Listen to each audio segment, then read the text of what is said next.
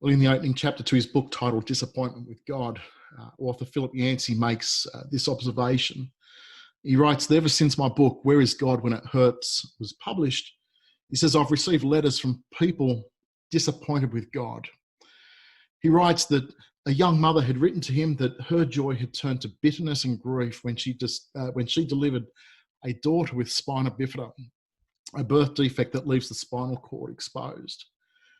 In page after page of tiny spidery script, she recounted how medical bills had sucked up all the family's savings, how her marriage had cracked apart as her husband came to resent all the time she devoted to their sick child.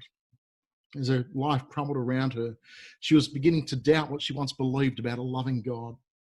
So she wrote to Philip Yancey to ask him whether he had any advice for her. He continues, a homosexual spilled out his story gradually in a succession of letters. For more than a decade, he had sought a cure for his sexual orientation, trying charismatic healing services, Christian support groups, and chemical treatment. He even underwent a form of aversion therapy in which psychologists subjected him to a form of electric shock therapy. Nothing had worked. Finally, he surrendered to a life of gay promiscuity.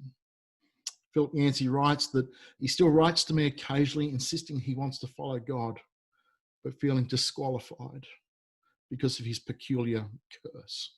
His words. He continues, a young woman wrote with some embarrassment about her ongoing depression. She has no reason to be depressed, she says.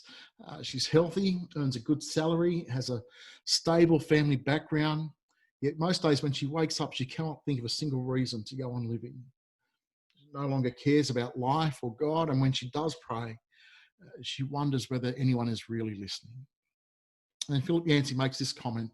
He says that these and other letters I've received over the years all lead to the same basic question, but phrased in different ways. It goes something like this. Your book is about physical pain, but what about pain like mine? Where is God when I hurt emotionally? What does the Bible say about that? He says, I answer the letters as best as I can, sadly conscious of the inadequacy of words on paper. Can a word, any word, ever heal a wound? He says, I must confess that after reading these anguish accounts, I ask the very same questions. Where is God in our emotional pain? Why does he so often disappoint us? Well, I wonder whether you're experiencing a similar situation at the moment or similar questions at the moment. Maybe you think it's wrong to even ask such questions or to admit that you have them, but deep down you're wondering, maybe where is God in the midst of whatever it is that you're going through at the moment? I was reading during the week that during this current COVID-19 pandemic, with isolation and social distancing telling us where we can and cannot go, who we can and cannot see, with daily life and routine being turned upside down, with many losing their job or income, or in some cases having family or friends who've contracted this virus, and in some cases maybe even losing their lives, combined with all the anxiety around schooling and housing, of how we can best care for our children or our elderly parents during this time, that according to this recent newspaper article, 1 in 3 Australians are claiming to now be financially worse off than what they were just 6 weeks ago, and 1 in 10 are reporting an increase in depression. And surely within that are Christians as well, who are wondering, how do I make sense of this present situation? And more importantly, where is God in the midst of all of this? What is it he's wanting me to do during this? So, for example, in our situation, we believe 2-3 years back that God was calling us out to the western suburbs into a new community to plant a new church. And so we sold our house, we uprooted our family, we changed jobs, changed schools, we left behind friends, and then moved halfway across the state in what we believe to be obedience to God. And yet now, barely 18 months in, facing a possible loss of job or income, trying desperately to keep our kids in school and all the time wondering what this present pandemic might mean to our small fledgling congregation and church plant, I find myself wondering, did we hear God correctly on this? Or did we somehow get this wrong? Or if this is God's will, then what is he wanting to teach us through this? And why is it that obedience to God can sometimes be so confusing, or dare I say it, even disappointing? Now, to be fair to God, we haven't lost our jobs, we haven't lost our income, and all things going well. There's no reason to assume that things aren't going to go back to normal again in a couple of weeks' time. However, at the same time, I'd be lying if I didn't admit that on certain days, depression and the devil and just the sheer difficulties of life can sometimes play spiritual and emotional havoc with both your heart and your head. Which is why I'm absolutely loving this Bible passage at the moment. Have a look with me again at Mark chapter 1, verses 28 and 29, just here. It says, and immediately he, that is Jesus, left the synagogue and entered the house of Simon and Andrew with James and John. Now Simon's mother-in-law lay ill with a fever, and immediately they told Jesus about her. Now bear in mind for a moment just how extraordinary this simple statement is. Remember, the last time we were in this chapter, just a couple of weeks ago, we were looking at a couple of verses just before this where it was telling us of a miracle which Jesus had just performed in their local synagogue. On that occasion and in that place in which people would have gathered on a Sabbath day in order to remember the goodness of God and to hear the Bible being taught, a man with an evil spirit had come into the synagogue, stood up and began yelling at Jesus in verse 24. What have you to do with us, Jesus of Nazareth? Have you come to destroy us? I know who you are, the Holy One of God. Now, on that occasion, Jesus had cast the evil spirit out, leaving the people astonished at the authority and power and teaching of Jesus, whilst this formerly tormented man had gone home at peace with himself and in right relationship with God.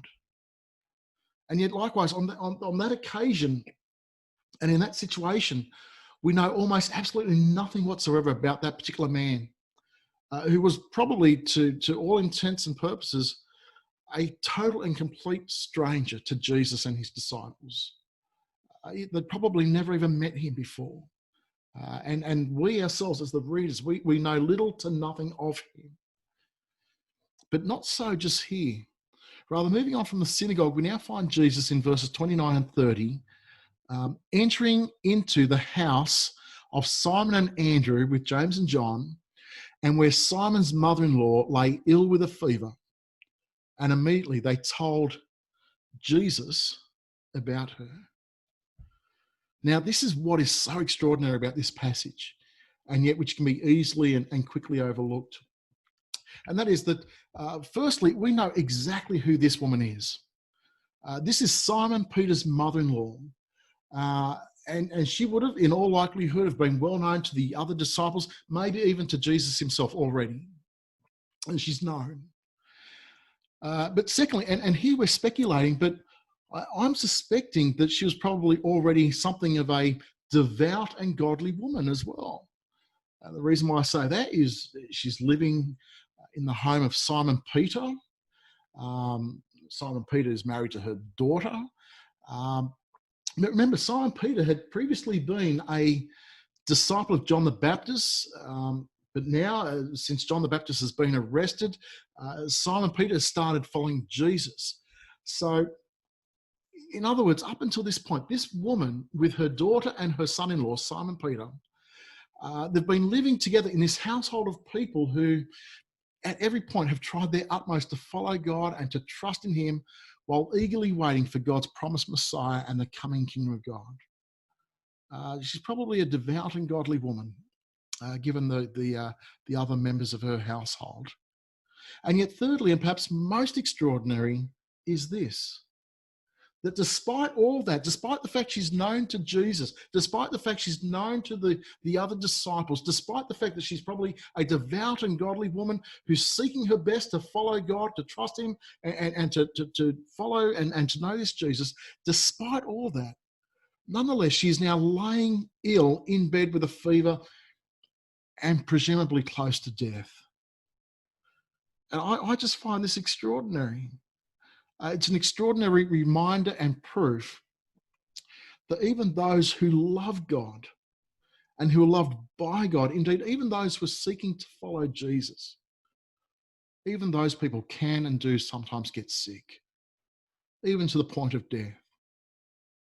In fact, I find this passage here to be every bit as extraordinary as that passage in John chapter 11, where in verse 3 we read about Mary and Martha, who are the sisters of a man by the name of Lazarus. And the sisters sent word to Jesus in John 11, verse 3, saying to him, Lord, Lazarus, whom you love, is ill. Lazarus, our brother, and whom you love, is ill. And then a little bit later on, in verse 27, after the death of Lazarus, their words to Jesus are, Lord, if you had been here, my brother would not have died. Now, admittedly, Jesus would, in just a short time, physically raise Lazarus from the dead. It's one of several occasions on which Jesus raised someone from the dead, someone who had been dead for a number of days. On this occasion, Lazarus has been dead for 4 days, and Jesus, admittedly, is going to raise him from the dead. However, the extraordinary thing, I think, is not simply that Jesus raised him from the dead, although that is extraordinary. Rather, I think it is that Jesus would allow someone that he loved to even become sick and die at all. That's the extraordinary thing, that someone whom Jesus loved would be permitted to get sick and die in the first place. The women, even at their initial words to Jesus, Lord, the disciple, our brother whom you love, is ill, and if you had been here, he would not have died. But it's extraordinary, I think. At least it must be extraordinary to them as women who are seeking to follow Jesus. But look, this whole notion that those who love God and who are loved by Jesus, those who are seeking to follow him, the idea that they should, that they shouldn't or never get sick and die, is nowhere supported in the Bible. Even those who are loved by God and who love Jesus and who are following him, even those people get sick, and even those people will die. And it's coming back to this passage just here. We have this extraordinary statement that even though Simon himself is a disciple of Jesus, even though his motherhood is also in all likelihood also known to Jesus and is trusting God, nonetheless, even she is somehow not immune to being sick or possibly dying.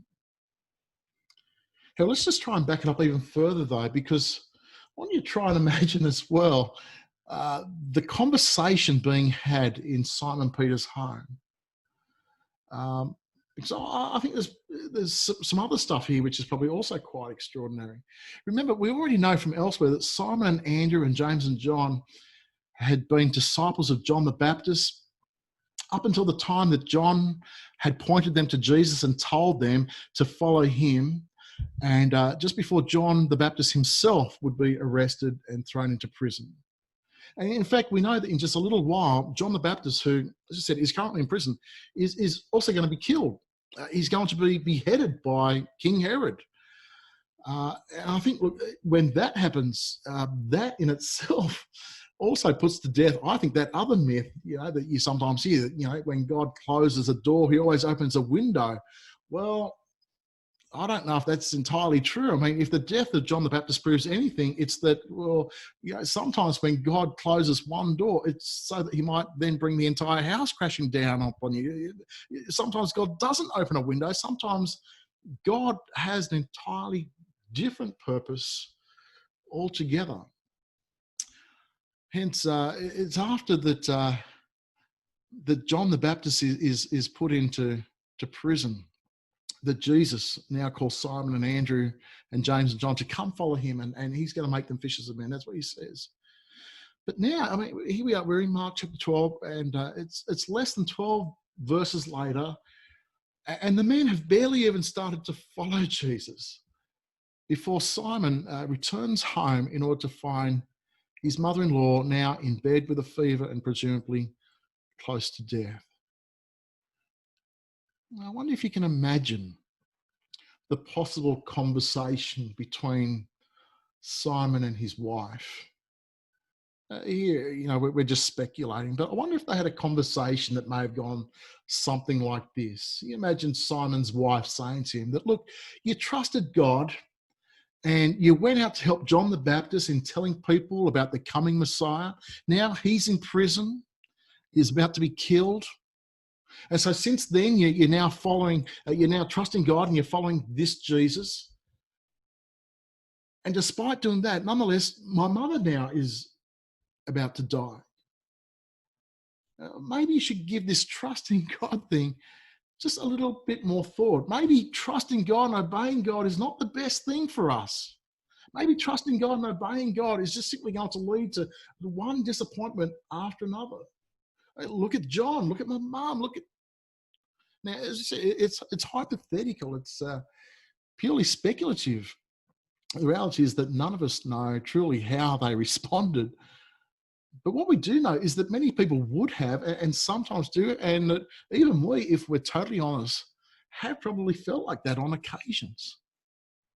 We're stepping out, we're trusting God, we're seeking to follow him, we're seeking to follow Jesus. But it hasn't been easy. In some cases, it's been confusing and disappointing. Sometimes things have gone from bad to worse. Sometimes it's just hard work. I wonder if they're having a conversation about that. Have you noticed what it is, though, that they do and the response of Jesus? Look again at verses 30 to 31. It says, now Simon's mother-in-law lay ill with a fever, and immediately they told him, Jesus, about her. He came, he took her by the hand and lifted her up. And the fever left her, and she began to serve them. That evening at sundown, they brought to him all who were sick and oppressed by demons, or oppressed by demons. The whole city was gathered together at the door. He healed many who were sick with various diseases and cast out many demons. But he would not permit the demons to speak because they knew him. Well, for those of us who started at the very beginning of this chapter, that is in the first verse of this chapter, we already know the big reveal.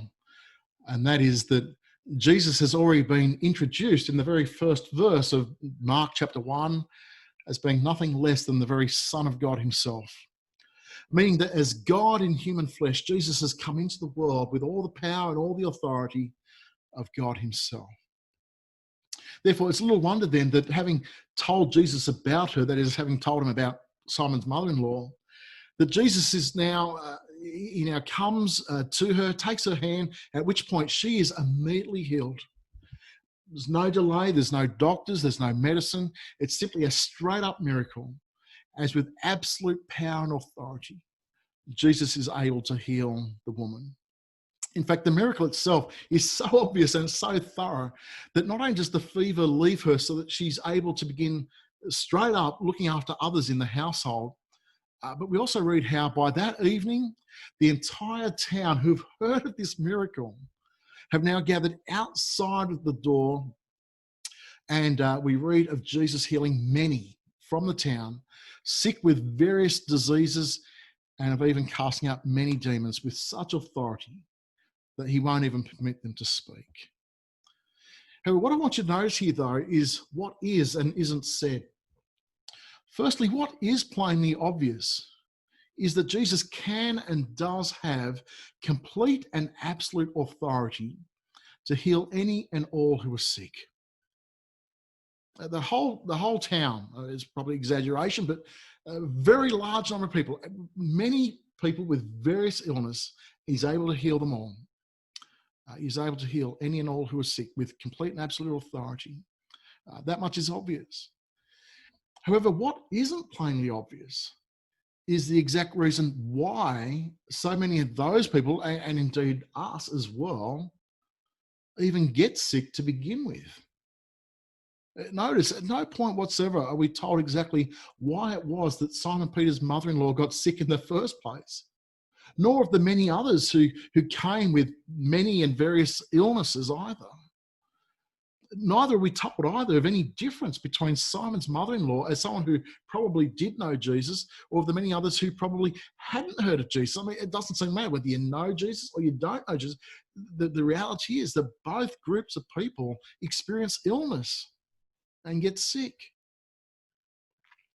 Now, why do I say that? Why am I pointing this out? Well, firstly, because I want to dispel this myth or this assumption or arrogance which pretends or demands that we should always know the reason for a particular sickness or hardship that either we or someone else might be going through.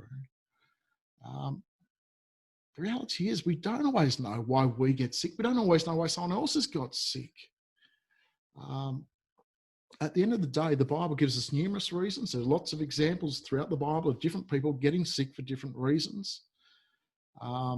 Sometimes the full reason might not even be given to us at all. But look, just a quick run through the Bible. You know, some of the different reasons which are given for us and for others getting ill can include anything from the fact that we live in a broken world. You know, we live in a creation which is broken and in which people do get sick, they do die. Creation itself is frustrated, says the Bible.